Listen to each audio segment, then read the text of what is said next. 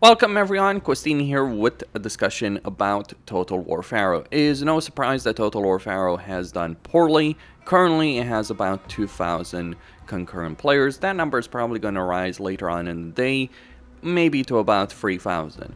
At launch it had just 5,000 concurrent players. Keeping in mind that Total War games, there have been Total War games with well over 100,000 active players at certain points. So Pharaoh is not doing so well for CA, which is not a surprise. However, there are certainly features, campaign features to be specific, that Creative Assembly would do well to add in future Total War games, or even in Total War Warhammer 3, since they're supposedly, and I use quotation marks there, they're supposedly maintaining that game. So there are certainly features that this game does have that would work quite well in other Total War games. One of the best features that this game does have is the Caravan system. So it does have the Caravan system from Cafe and Cast Wars, but the way the system works is far different and far better. So the way the system plays out is when you're trading with a faction, you will have various items. And you pick up items in your capital, you send them on in a caravan, you get other items from traders, you trade them away for other items, then you go back to your capital, and you do get the choice, dependent on the items in question. You can either just get raw resources, so for instance, I sent out a bunch of Kushite training bows, I decided not to trade them out, but so those are just going to be resources, but other items may give you items for your lords, and ancillary, for instance, or you can use them as resources. Some other items may give you province-wise benefits, so granite blocks give me a construction cost reduction of -10% for 6 turns. So it is a great way to make this system work, give you a ton of resources, give you a ton of options in your campaign for economic potential. Now, what I also like a lot about the system, like when you're preparing your card, the resources that you're going to have, it depends on the province and what it's capable of producing. So for instance, I'm capable of producing herds of cattle, I'm capable of producing Kushite training bows, I'm capable of producing oasis fruit. It would be nice if the system took into account the territory that you have as a whole. It doesn't. You can send ancillaries if you so desire. Like as I'm on Mess, who I'm playing right here, I can even produce ancillaries that I can sell. But you can send ancillaries, you can send items in general, or you can produce an infinite amount of resources that you do produce in your capital province. Though this is going to cost you, so it's going to cost you campaign resources to send these out. So for instance, every herd of cattle is going to cost 800 wood to produce, but it's going to be worth 15. Now, depending on the province you're sending these to, they'll value these more or less, dependent on how they view these kind of resources. So for instance, in the Western Desert, they don't have a lot of food, so a herd of cattle would be worth far more than, say, if I sent it to Upper Egypt. I mean, don't get me wrong, I could still sell it in Upper Egypt, and it might even be worth the trade, because there are certainly things that they do offer that might very well be worth it. Like, for instance, trading a bunch of cattle for golden scarabs could still be worth it, or if I'm lacking in wood, I could get a bunch of heavy ropes. But the best trade, one of the best trades that I would have over here as I'm on Mess, would be to get a bunch of herds of cattle and send them over to the Western Desert, and this would give me the option of getting things like stone blocks, bronze ingots, copper ore, stone statues, and granite blocks, which is a significant amount of stone that you do have on offer over there. So there's various items that are very valuable, very useful, and the system is just a great one. It is a trading system. It is how a caravan system is. You pack up a bunch of resources in a caravan, you send it over, you trade those resources or not, depending on whether or not you think it's worth it, and depending on what the trader you're selling to has. You sell these items, you get a bunch of items in return, you come back to your capital, or you can just keep going. So for instance, one of the things I can do over here is send a bunch of cattle to the Western Desert, get a bunch of items over here from the Western Desert, and then head on to Upper Egypt. For instance, Upper Egypt values stone blocks and granite blocks. So they would give me gold and scarabs, or I can go in Lower Egypt, as an example, where they value bronze a significant amount and can give you like wheat from the Delta, dried fish, or Egyptian beer, which would be a significant amount of food that I could pick up over there. And you can keep these caravans going. Like if you want to have a caravan that, let's say, starts from Kush, goes to Western Desert, goes Lower Egypt, all the way to Hatti and back, you can do so. I would probably say it's not worth it. If there's any particular downside right now in the system, is that there seems to be very little value in sending a caravan to like a long expedition. You're just not gonna have the payoff you would want. I kind of wish there was more payoff, but you know, sending a caravan 15 turns away from yourself when you can just get the items you want in 4 turns rather, just doesn't seem like it's a worthwhile thing to do, just from my personal perspective right now. But so it's still something they need to improve in that respect, but the system as it is a significantly better system than what we have for either Cafe or the Chaos Dwarves. Another thing that is an amazing system in this game, and I was a bit skeptical when they announced it, is the way the workforce system. Now, there's something else that I do really appreciate from Creative Assembly related to provincial control, is that they have finally removed the happiness penalty, or the control penalty as we call it in Warhammer 3. They have removed the difficulty penalty that you get on a higher difficulty. That is genuinely an annoying difficulty modifier. They've decided to finally remove that in a game. Wish they would remove it in Warhammer 3. It doesn't really add anything to it. I guess some people that play on Legendary complain, oh, it's too easy. It doesn't change a damn thing. In fact, if you get the Rebellion in Warhammer 3, that's beneficial, because guess what? Rebellions are money and experience, so why the hell wouldn't you want it? Sure, you don't want the constant rebellions as we used to get in Warhammer 1 and 2, but a couple of rebellions in Warhammer 3 wouldn't go amiss, especially if you're the one deciding when they're gonna happen. But I do like the way they've decided to handle things in a province. So happiness gives you growth and gives you morale on recruitment. So you want to maintain a high level of happiness. Influence, interestingly enough, so the influence system, if you have low influence, you're producing less resources. If you have high influence, you're producing more resources. Now, it would be great if the high influence system would give you more resources, because it is extremely punishing if you have low influence, and not really that beneficial if you have 100% influence. I wish that was better, but still, the influence system is great. And then finally, the workforce growth system. If you have low workforce, you get the happiness benefit.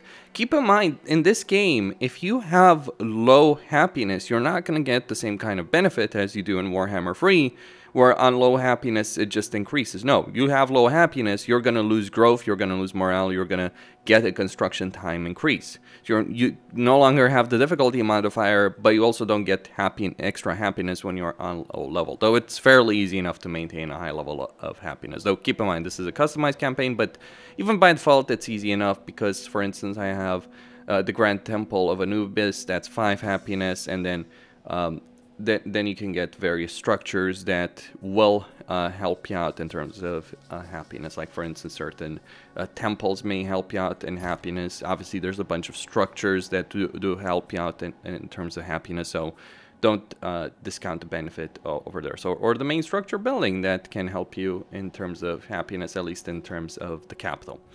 But really, the star of the show is the workforce system. So the lower the workforce, the more happiness you get. The higher the workforce, passive workforce, the more recruitment slots you're getting, but it is going to cost you in terms of happiness. So more workforce, more recruitment slots, so you can recruit an army faster. Lower, but at cost of happiness, lower workforce happiness. Now, every structure in this game, be it an upgrade or building a new structure, costs workforce. But workforce is fairly plentiful. So for instance here, I'm going to get 1 workforce in a turn. But here's the thing. If I obviously start constructing a building and I have 0 all of a sudden, I'm going to get 3. Now workforce is increased by a number of buildings, including the main settlement buildings. The less workforce you have, the more you're going to grow, because the less workforce you have, passive, the lower the threshold. So for instance, if I have 0, it only takes 10 to get the surplus point. If I have 3, it takes 100. Jesus, the dwarves could really benefit from the system, wouldn't they? Like where they get a lot of growth very quickly, even if like 10 growth for 1 surplus point, that is genuinely an amazing system. And every building costs workforce. Every upgrade costs workforce. The amount of workforce required depends on the tier of the building in question. So in a capital, for instance, a tier 1 building is only going to cost 1 workforce, whereas a tier 4 building is going to cost 4. And this includes the upgrade. So like if I were to build this particular chain, it would cost me 7 workforce in order to get it done. Now that isn't the problem, because obviously buildings do still take time to construct. So like sometimes you might wait a couple of turns to build this workforce. If you're building something like the Monument of Greatness, which is supposed to be a very unique building, it's like a faction landmark. Like you can only get one of these. It gives you a bunch of legitimacy, influence, happiness, and victory points, but it does cost 50 gold. I mean, it's literally giving you victory points, which is how you win the campaign, because the campaign is won with victory points. Then this is certainly going to take you a lot of waiting time. You're going to need to build a massive workforce. You're going to need to wait a significant amount of time. But for most structures, generally speaking, you're going to have something to build every single turn. Now, some buildings, most of the time, like you might wait 2 turns, maybe 3 at most for the vast majority of buildings you're constructing in a campaign.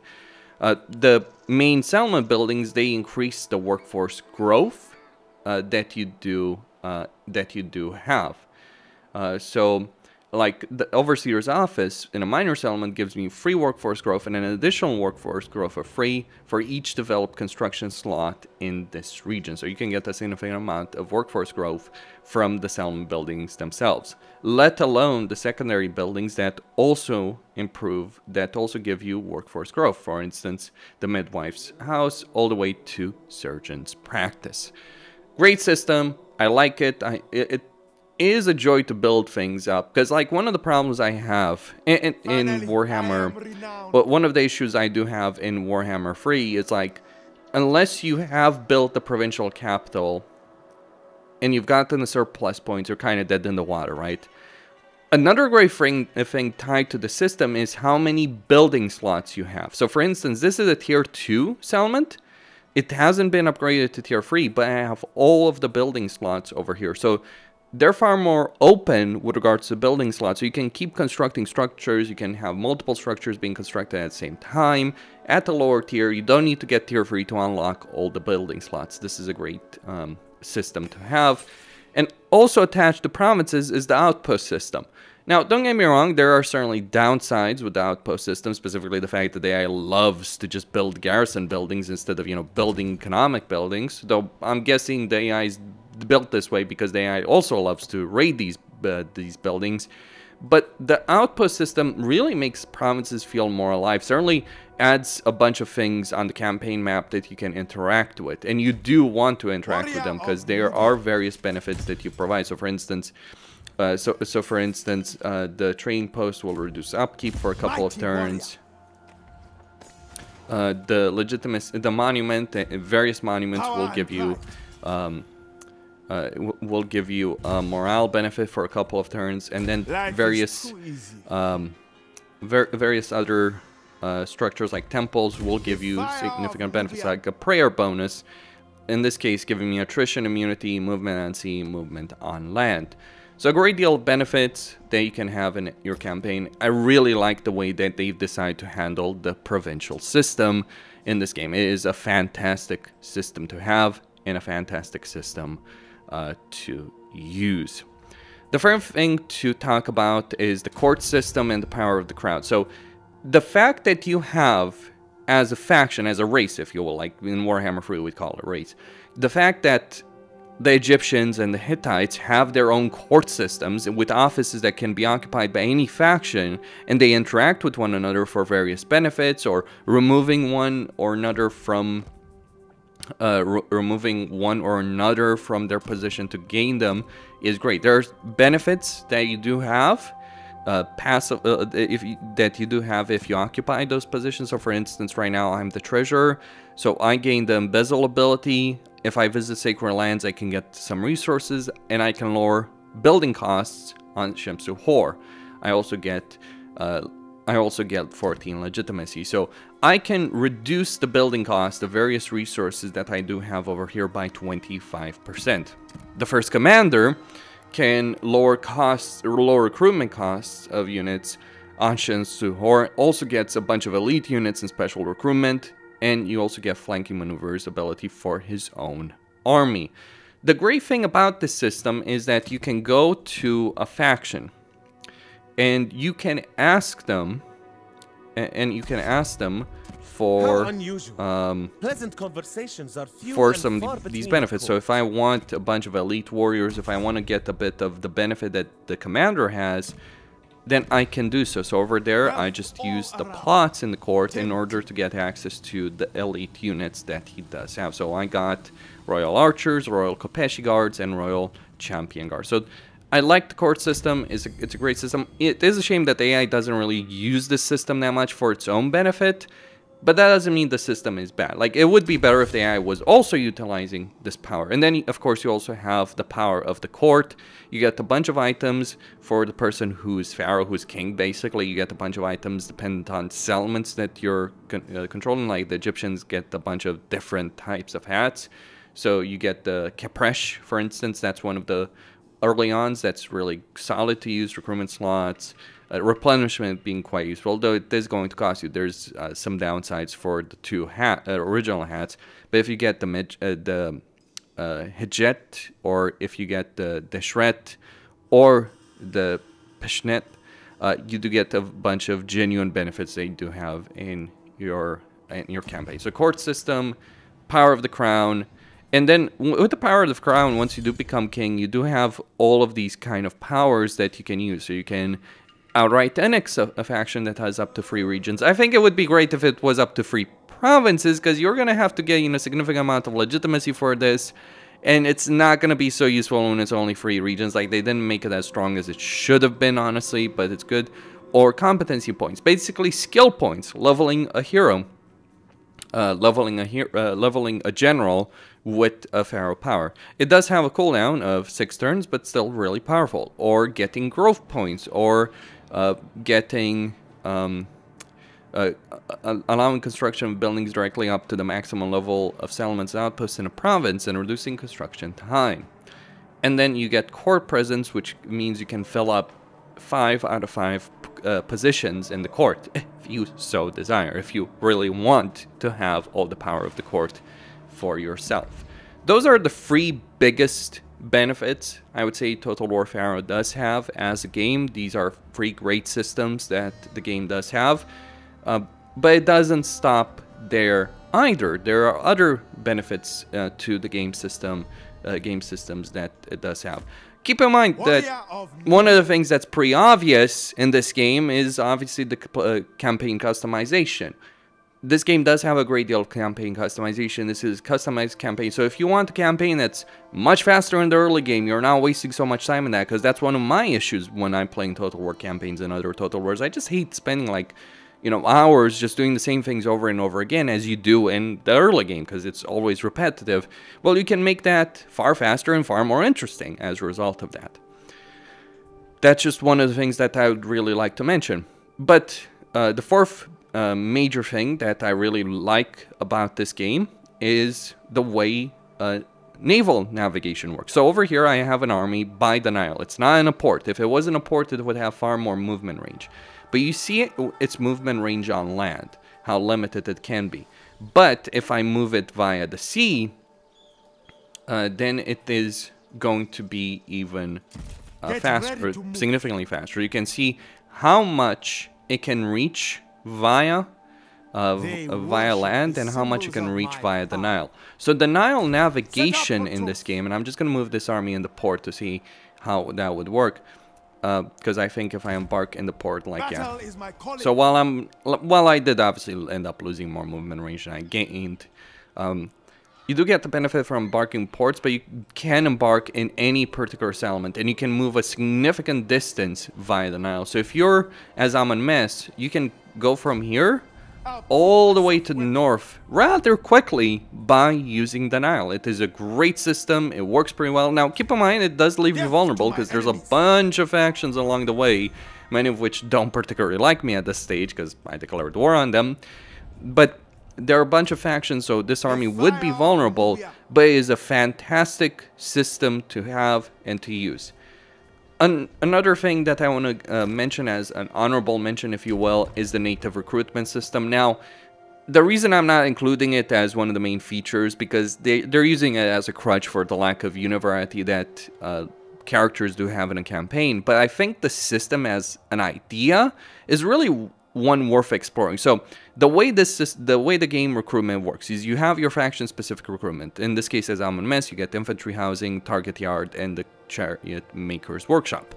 But every character has native units, which depend on the region that you're in. So for instance, this is in Kush or Nubia, so I'm getting Kushite and Nubian units in native recruitment. These are not the best units you can get in the game. Now, native units cap out at the tier 4, so they're obviously not going to compare to, you know, tier 5 units. But it's still a great way to add real variety to your army rosters through a campaign.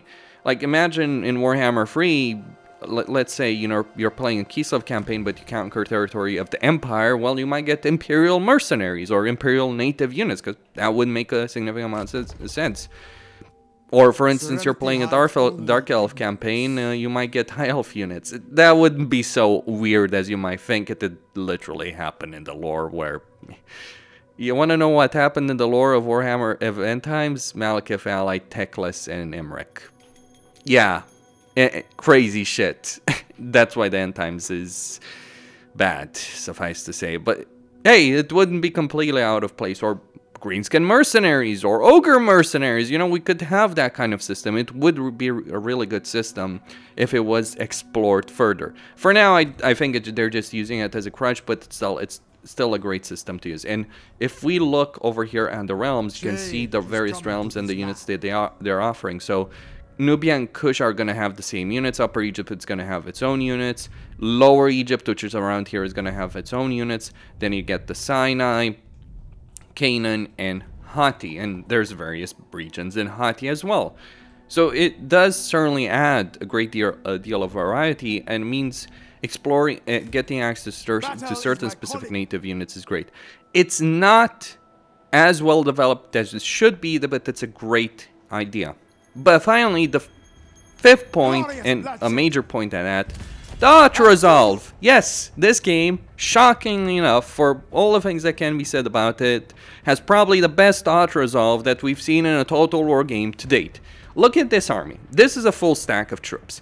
These are all tier 3 units. This army would annihilate this army in a field battle. That's not even a discussion. It would annihilate it in a siege. So why force the player to go for that? Well, if you're playing something like Warhammer 3, you would take a decent amount of casualties from this kind of garrison. Because if we look at the settlement, this is a tier 3 settlement. So this kind of garrison force would actually, like if you auto-resolve it as opposed to manually fighting, you'd annihilate it easily if you were to manually fight it in Warhammer 3. But if you don't manually fight it, you're going to take significant casualties. Whereas over here, I'm just going to absolutely annihilate them in this particular siege. So you can see I still lost the higher number of men than I would in a manual battle. So it's still not perfect in that respect. But it is a substantially better system than the way it works. Currently in the Warhammer games and every other game. That's a great system. I also like the way they've decided to handle sieges. So if you're besieging a provincial capital which has walls, well, in this game you can't instantly attack a provincial capital. You need to build siege equipment. But here's the interesting bit. The more siege equipment you've built, the better your chances. So when you attack a provincial capital, you might get an auto-resolved result initially. That's worse than anything you might get in Warhammer 3. But as you build siege equipment, your auto-resolve chance improves. This is reflective of how much multiple pieces of siege equipment would be technically useful in that battle. To be fair, most elements you can take with just a battering ram. This has generally been the case in other Total War games as well, unless the AI had the ability of destroying siege equipment, so they needed either higher level towers or fire arrows to be able to do so. But typically speaking, 1 or 2 rams would be enough for the vast majority of sieges. Here you might build multiple siege, you might besiege a settlement for multiple turns just so you don't have to deal with the siege battles and then just take it over. But if you bring a significant number of troops, like if I were to bring 2 armies to virtually any siege, I would just annihilate the enemy. So this is a far better system of auto-resolve, the way they've decided to handle it, than any other Total War game. Now you might ask, well, aren't chariots doing poorly in auto-resolve? They are, but what I find interesting with the system and what I appreciate is that chariots doing poorly is actually how chariots work in the game. Like, chariots taking a significant amount of damage in virtually every single battle and being wiped out easily is something that actually happens in the battles themselves. So it's not the ridiculousness that you see in like Warhammer 3, where units that would take absolutely no damage in battles just lose a significant number of models in every single auto-resolve.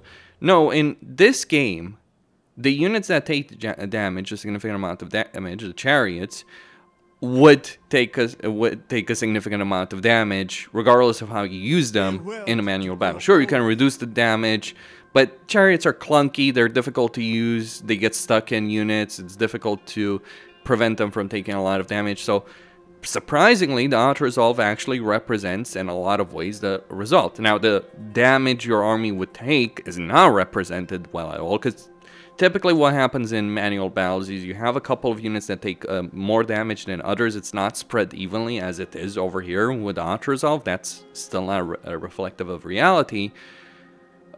But you will not see units wiped out that easily. More often than not, units will rout, though interestingly enough, in this game, I've seen chariots and units that, like, when my units rout, they pretty much are destroyed by that point. So, yeah, the auto-resolve is one of the highlights of this game. Like, I'm the kind of person who really hates playing a bunch of meaningless, irrelevant battles. So for me, this game, from this perspective, is great. Like, I wish there are other things this game did better, far better. Like, the campaign variety of the campaigns were actually more interesting.